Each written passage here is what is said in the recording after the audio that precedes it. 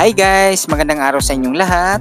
Ito po ang Gamilix Vlog, nagbibigay tips, tutorial tungkol sa pagre-repack ng mga gamit hindi, manipis crackers, sampalok, lily sweet beans, at iba pang mga kutkutin. Guys, nagpapasalamat ang Gamilix Vlog sa lahat ng mga subscribers at lahat ng mga nanonood dito sa mga video ng Gamilix Vlog. Thank you guys! Kung magustuhan nyo mga ganitong klaseng video, gawin nyo din para lahat tayo ay kumita. Ang re-repakin natin ngayon, marshmallow big. Ang 680 grams nitong marshmallow ay nagkakalaga ng 110 pesos dito sa Divisoria, Manila. Guys, ang gagamitin natin plastic 3x5 4 pieces na marshmallow para sa 5 peso. Or depende sa inyo guys kung magkano yung mga presyuhan or kung magkano inyong gustong tubo. Kailangan lang guys, pipiliin natin kung mamimili tayo. Mas maganda tayo mismong pipili sa ating mga bibilhin. At saka pipiliin natin yung marshmallow na makintab at saka hindi siya kuyugot guys. Kailangan yung maganda tingnan siya, nakalubo siya at saka maganda ang kanyang at saka yung presyo niya guys. At kailangan tayo na mismo ang tayong nakakalam kung magkano ating gustong presyuhan at saka gustong tubo natin. O ganyan lang pagre-repack guys. Ito, bibigyan natin dito sa Gamilix Vlog ang mga tips at saka presyuhan, paano i-sell or paano natin ito isasabit sa ating pagdidisplayhan. Ay lalagay lang natin ito sa karton guys, yung karton ng cake na atin yan i-stapler mamaya at saka maganda tingnan. Alam lang kung mga nakasabit na siya, ito maganda tingnan, magiging kagaya nito guys pagka nakasabit na dito sa ating pagdidisplayhan. Kung may bintana tayo na huwag natin lalagyan ng screen, hayaan natin na open lang siya at saka mas maganda kitang kita sa labas ng ating mga kababayan. Yan. Kahit mag-umpisa tayo guys sa mga maliit lang ating puhunan, may papalago natin yan guys, mag-multiply din yan kasi itong mga kutkutin tulad nitong marshmallow, mabili ito sa ating mga kababayan. Hinahanap ito ng ating mga kababayan at saka dito sa ating channel guys, marami tayong mga video dito na pwede nyong panoorin din at baka meron kayong kuhang ideya kung gusto nyong magtinda ng mga kutkutin tulad nitong ating mga ginagawa lagi na pag-share ng mga video. O ito guys, bibilangin lang natin sa kada isang balot, 4 na pirasong nilalagay ko or depende sa inyo guys kung magkano yung mga presyuhan. Sa aking 5 pesos lang yan. Itong presyo nito na isang balot, 110 pesos. Ang tubo ko dito ay 80 pesos guys. O diba hindi na siya maganda na siya guys. Ganyan mga presyuhan or tutubuin natin. Paano pa sa ibang mga paninda natin, may mga gamit hindi pa na mataas din mga tutubuin natin sa mga ganyan.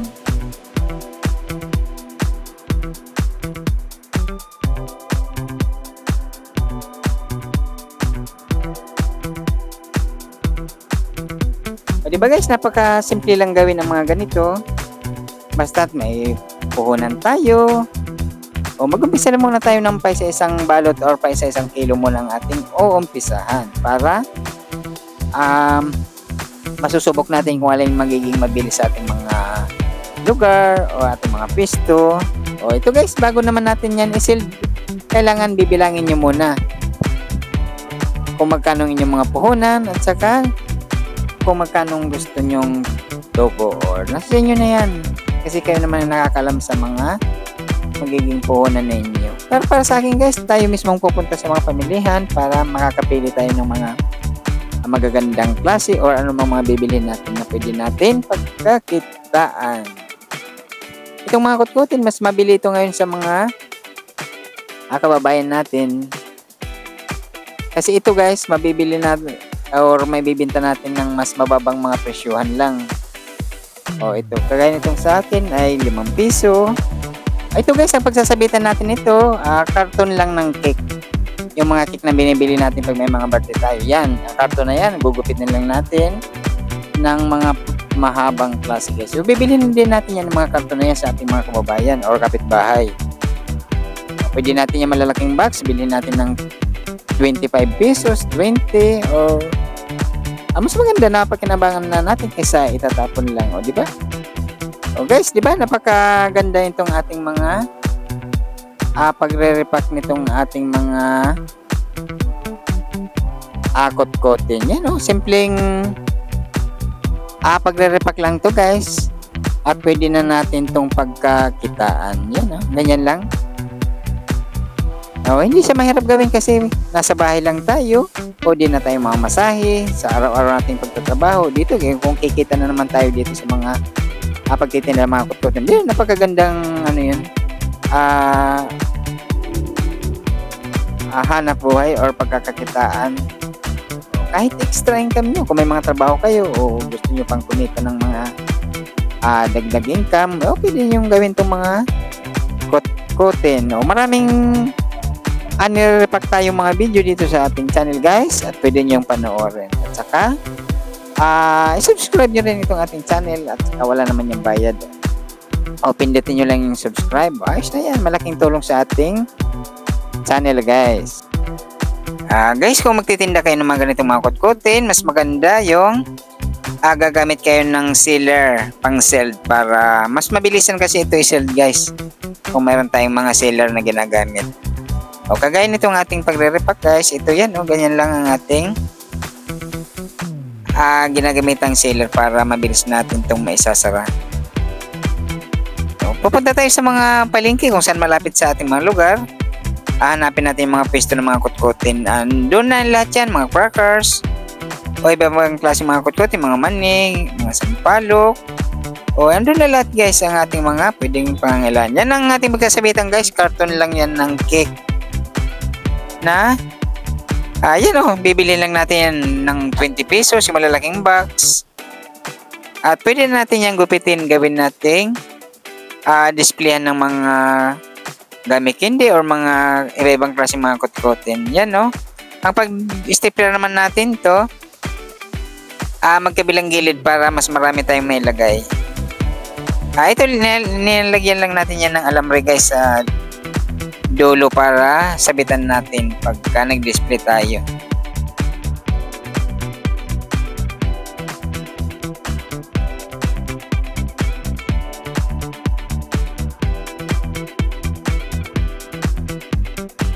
Ganyan lang kadali ang pag-repack ng mga ganitong mga kot-kotin guys. Mas maganda ito, hindi na tayo magluluto, i-repack lang natin. Pwede natin pagkakitaan. Yun lang maraming may ilalagay natin pagka magkabila natin i-stapler itong or kahit anong mga kot-kotin. Magkabilang gilid lang ang pag-stapler para daming may ilalagay natin. At saka maganda tingnan.